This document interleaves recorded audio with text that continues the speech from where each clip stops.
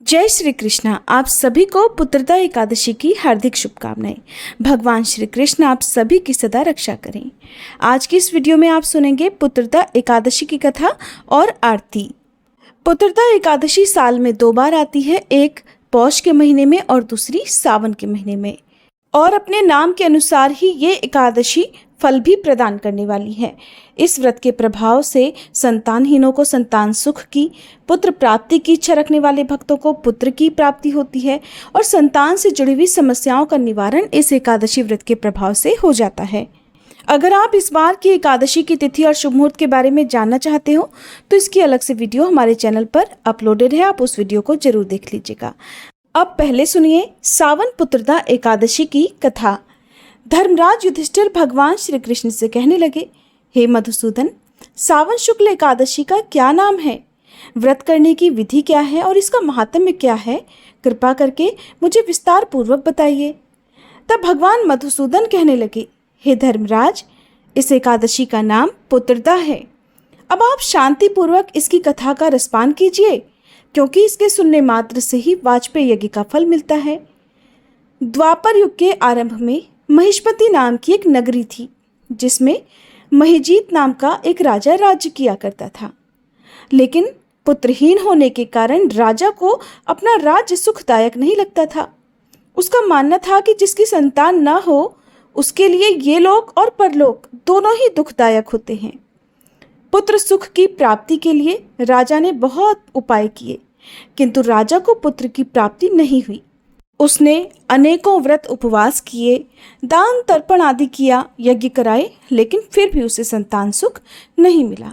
वृद्धावस्था आती देखकर एक दिन राजा ने प्रजा के प्रतिनिधियों को बुलाया और कहने लगा कि हे प्रजाजनों, मेरे खजाने में अन्यान्य से उपार्जन किया हुआ धन नहीं है।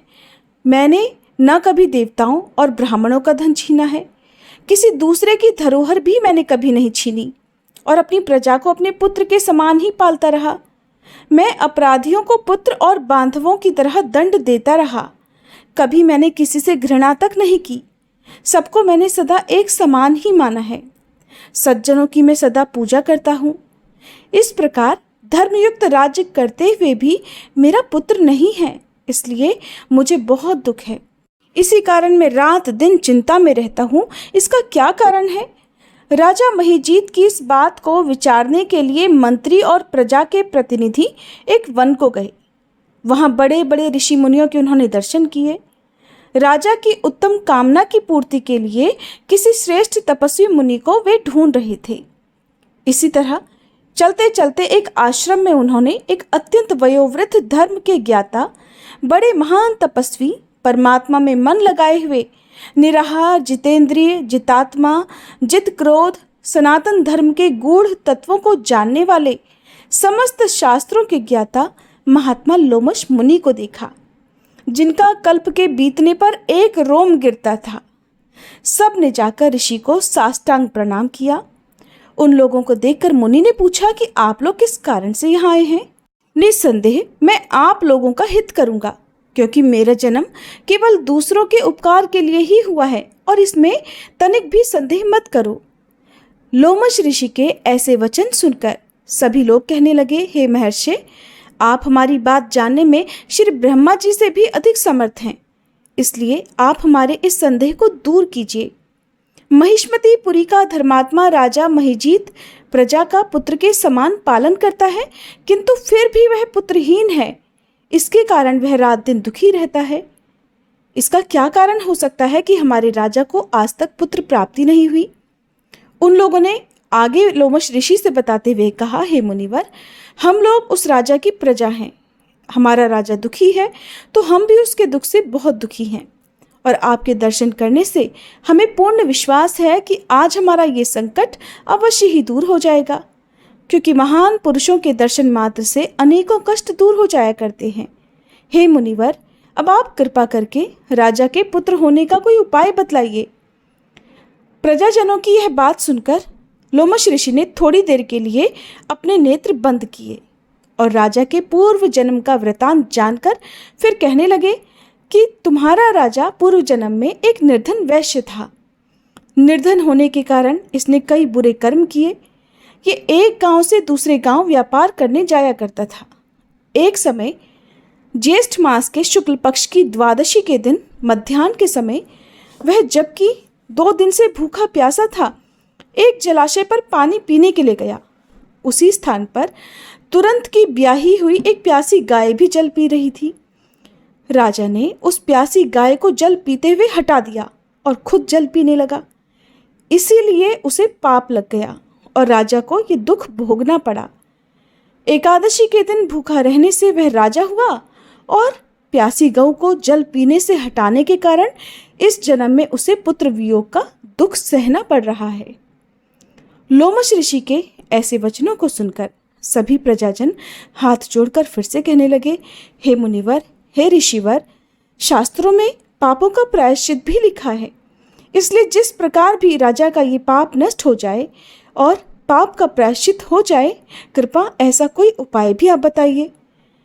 तब लोमश ऋषि कहने लगे कि श्रावण शुक्ल पक्ष की एकादशी को, जिसे पुत्रदा एकादशी भी कहते हैं, तुम सब लोग मिलकर व्रत करो, रात को जागरण करो, तो इससे राजा का यह पूर्व जन्म का पाप अवश्य ही नष्ट हो जाएगा। साथ ही राजा को पुत्र की प्राप्ति भी अवश्य होगी।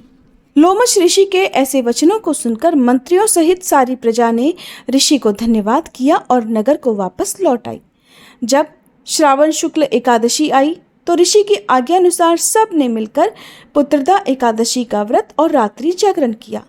इसके बाद द्वादशी तिथि के दिन इसके पुण्य का फल राजा को अर्पित कर दिया। इस व्रत के पुण्य प्रभाव से रानी ने जल्दी ही गर्भ धारण किया और प्रसव काल समाप्त होने पर उसके एक बड़ा तेजस्वी पुत्र उत्पन्न हुआ। भगवान श्री कृष्ण धर्मराज से कहने लगे, हे राजन, इस श्रावण शुक्ल एकादशी का नाम इस प्रकार पुत्रदा पड़ गया। इसलिए संतान सुख की इच्छा रखने वाले भक्तों को इस व्रत को अवश्य ही करना चाहिए। इसके महात्म्य को सुनने से मनुष्य सभी पापों से मुक्त हो जाता है और इस लोक में संतान सुख भोगकर परलोक में स्वर्ग को प्राप्त होता है। मान्यता है कि जो भी व्यक्ति पूरे मन और श्रद्धा से इस व्रत को रखता है और व्रत की कथा पढ़ता अथवा सुनता है, भगवान विष्णु उनकी सभी मनोकामनाएं पूर्ण करते हैं। ये थी एकादशी व्रत की कथा। अब सुनिए आरती। भगवान विष्णु को तुलसी जी अत्यंत प्रिय हैं, इसलिए एकादशी के दिन सच्चे मन से तुलसी माता की पूजा करके सभी भक्तजनों को तुलसी माता की आरती भी जरूर गानी अथवा सुननी चाहिए। तो अब सुनिए तुलसी माता की आरती। तुलसी महारानी नमो नमो, हर की पटरानी नमो नमो, तुलसी महारानी नमो नमो। धन तुलसी पूरण तप कीनो, शालिग्राम बनी पटरानी नमो नमो, तुलसी महारानी नमो नमो, हर की पटरानी नमो नमो। जाके पत्र मंजरी कोमल, श्रीपति कमल चरण लपटानी नमो नमो, तुलसी महारानी नमो नमो, हर की पटरानी नमो नमो। कौन महीने बोई रानी तुलसा, कौन महीने हुई हरियाली नमो नमो, तुलसी महारानी नमो नमो, हर की पटरानी नमो नमो। कौन महीने हुई तेरी पूजा, कौन महीने हुई पटरानी नमो नमो, तुलसी महारानी नमो नमो। आषाढ़ मास में बोई रानी तुलसा, सावन महीने हुई हरियाली नमो नमो, तुलसी महारानी नमो नमो, हरि की पटरानी नमो नमो। कार्तिक मास में हुई तेरी पूजा, मंगसिर मास हुई पटरानी नमो नमो, तुलसी महारानी नमो नमो, हर की पटरानी नमो नमो। धूप दीप नैवेद्य आरती, पुष्पन की वर्षा बरसानी नमो नमो, तुलसी महारानी नमो नमो, हर की पटरानी नमो नमो। 56 भोग 36 व्यंजन, बिन तुलसी हरि एक न मानी नमो नमो, तुलसी महारानी नमो नमो, हरि की पटरानी नमो नमो। जो तुलसी को सवेरे गाए, श्री कृष्ण के दर्शन पाए नमो नमो, तुलसी महारानी नमो नमो, हर की पटरानी नमो नमो।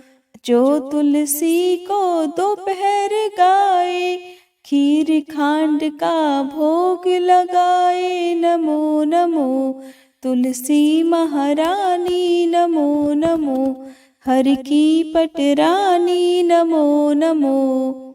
जो तुलसी को सांझ को गाए, श्री कृष्ण की आरती उतारे नमो नमो, तुलसी महारानी नमो नमो, हर की पटरानी नमो नमो। जो तुलसी को रात को गाए, श्री कृष्ण के चरण दबाए नमो नमो, तुलसी महारानी नमो नमो, हर की पटरानी नमो नमो। सब सखी मैया तेरो यश गावे, भक्ति दान दी जय महारानी नमो नमो, तुलसी महारानी नमो नमो, हर की पटरानी नमो नमो, तुलसी महारानी नमो नमो, हर की पटरानी नमो नमो। प्रेम से बोलिए तुलसी माता की जय, श्री विष्णु भगवान की जय। अगर आपको ये कथा और आरती अच्छी लगी हो तो वीडियो को लाइक करना मत भूलिएगा।